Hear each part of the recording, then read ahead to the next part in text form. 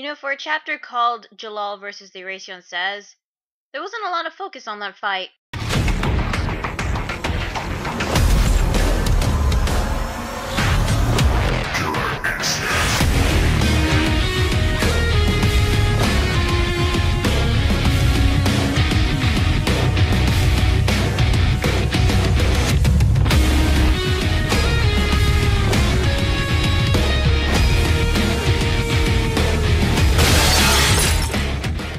Hey guys, LunarSpawn27 here, bringing Fairy Tail Chapter 367, Jellal vs. Oracion Seis. So the chapter begins with Natsu locked up in jail, buck-ass naked.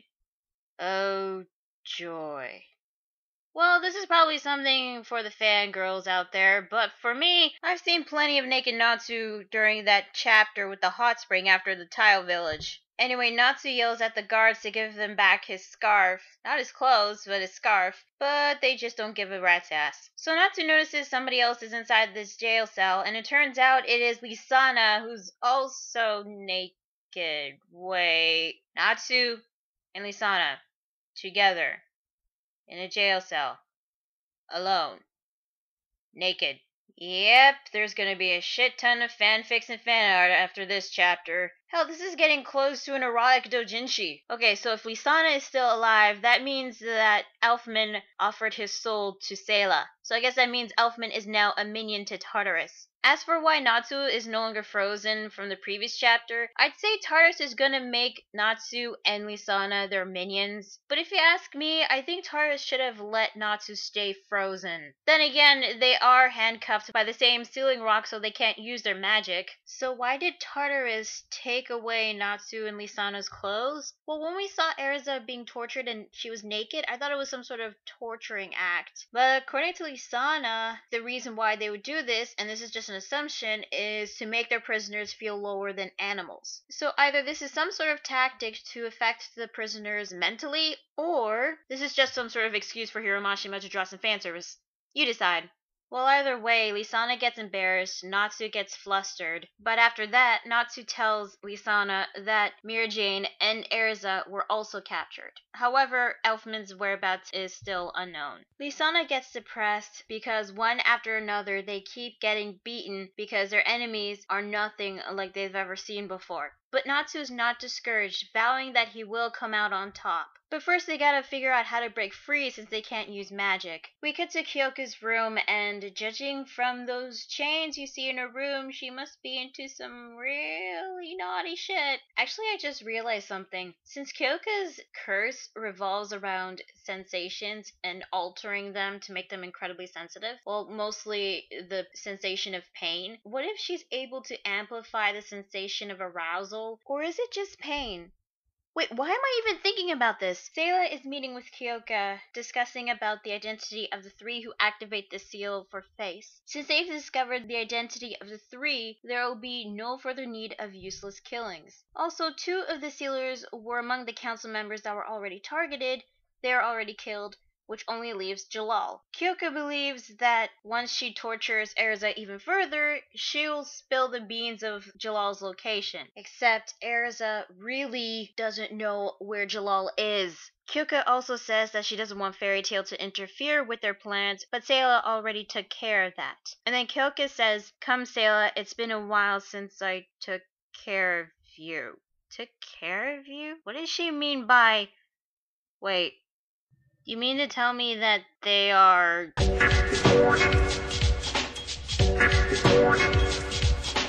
Okay, stop! I wasn't expecting Kyouka and Seyla being in that kind of relationship, and I don't really have a problem with that. But what they do during their personal time is something I don't want to know, I don't want to find out, nor is it something that I want to picture inside my head.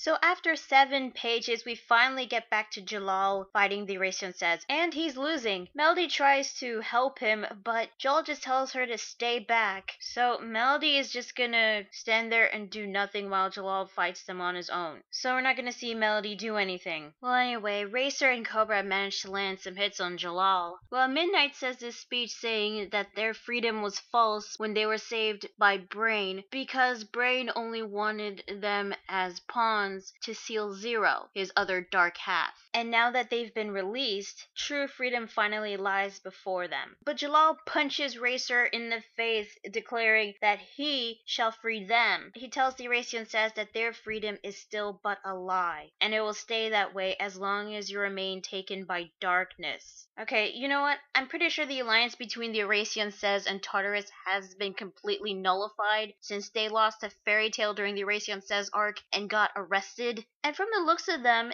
they just want to be free. They didn't say anything about returning to Tartaros or anything. Maybe they are, maybe they're not. I don't know, but I can understand why Jellal would assume that. And he's trying to use the turn away from the darkness and join the light again speech, like Erza tried to do with Minerva. But back with Brain, it seems he's not dead. I'm back.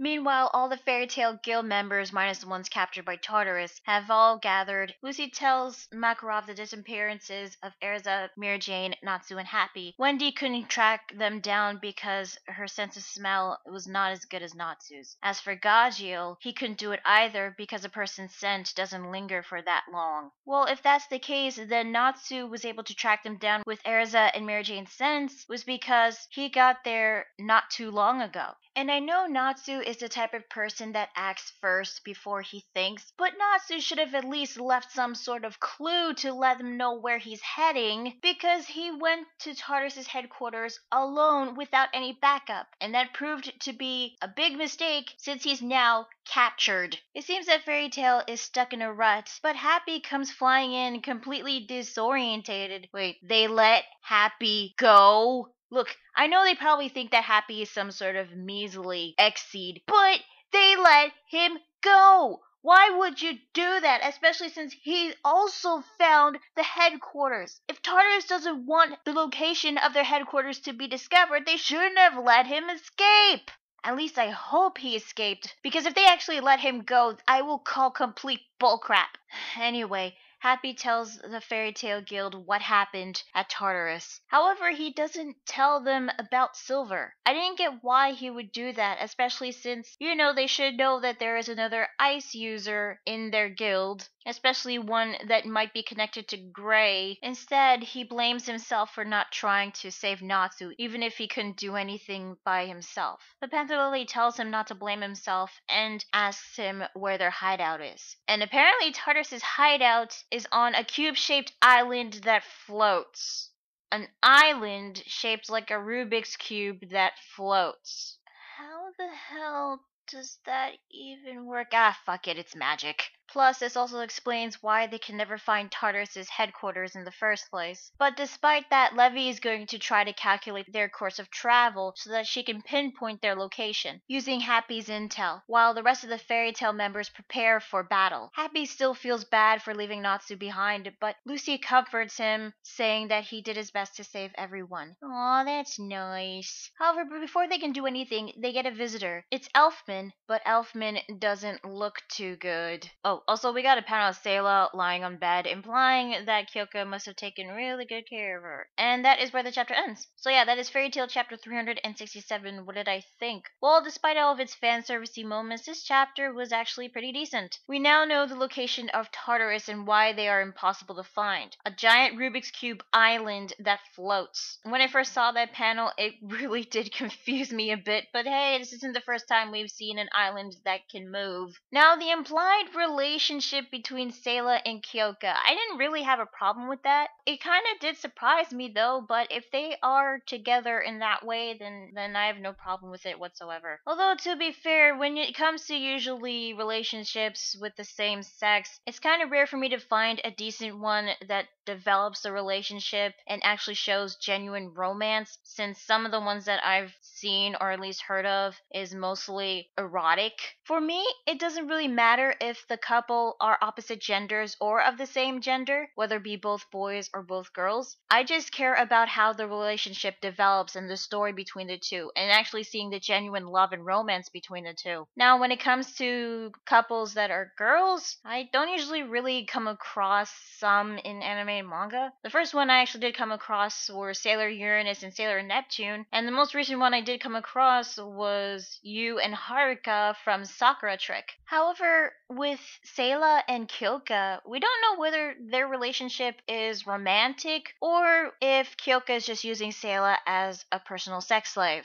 I'm just saying. So let's see. Hiramashima has so far done lolicon fan service, ecchi fan service for the fanboys, which almost went to hentai territory, by the way. Fan service for the girls with naked Natsu in this chapter, and with the occasional naked Grey every now and then. Fan service involving with tentacle-like objects, and now an implied Yuri sex scene off panel. So what's the next kind of fan service that Hiramashima is gonna cook up? Implied yaoi? Okay, I was kidding, and that doesn't count. That was on Juvia's head. Okay, moving on from that, I feel like the title of the chapter was a bit misleading because it was led to believe that we're going to see more of the Jellal versus the Oracion Seis fight, but they only got a couple of pages in this week's chapter. But at least we learn a couple more things about Tartaros, like their location and what they did to Elfman, and also Zero has come back, meaning that he's going to fight both the Oracion Seis and Jellal. I'm not sure if Jellal is gonna die by Zero's hands, or if the Oracion Seis are still allied with Tartaros. I'm a little bit annoyed that we didn't get to see how Happy escaped from Tartaros. I mean, we didn't know if Tartaros actually shrugged Happy off because they thought he was a mere X-Seed and can't do anything. Well, considering the fact that he escaped, and now Levi is going to find their location, which obviously is going to happen. Yeah, Tartaros, you shouldn't have let Happy escape. But that is going to come later because now they got to deal with Elfman. We know that Seyla did something to him. Not sure if he went through the process of becoming a demonic minion like Mary Jane is going through right now. But it looks like that Seyla might have used her curse, which was called Order according to Kyouka, which as we've seen so far, she's able to control other people, whether they are living or dead.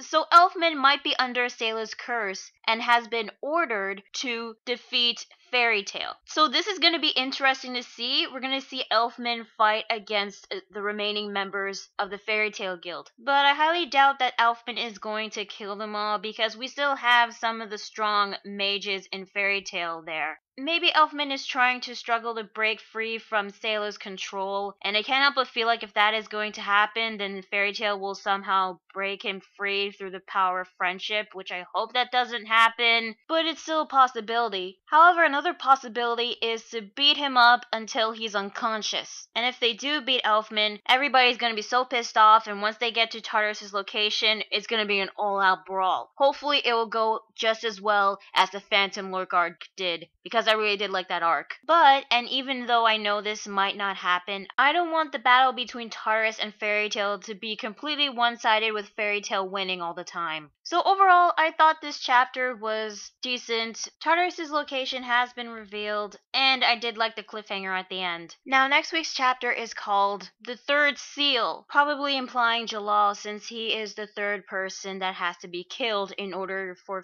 Face to be unsealed. Is this foreshadowing Jellal's supposed death? Probably, since it has been foreshadowed ever since Face was mentioned in this arc.